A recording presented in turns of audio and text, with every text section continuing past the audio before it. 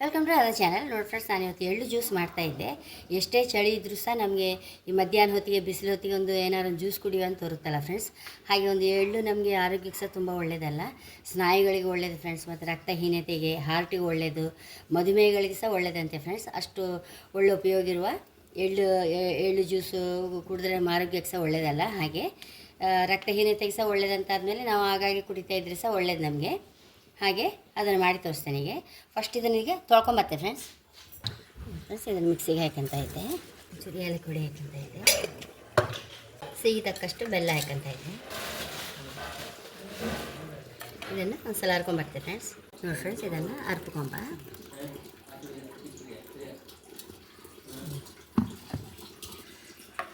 ಎಷ್ಟು ರುಚಿಯಾದ ಎಳ್ಳು ಜ್ಯೂಸ್ ರೆಡಿಯಾಗಿದೆ. ತುಂಬ ಅಂದರೆ ತುಂಬ ಟೇಸ್ಟ್ ಫ್ರೆಂಡ್ಸ್. ಇದು ಒಂದು ಲೋಟ ಎಳ್ಳಲ್ಲಿ ಎಷ್ಟಪ್ಪ ಜ್ಯೂಸ್ ಆಯ್ತು ಕಣಿ.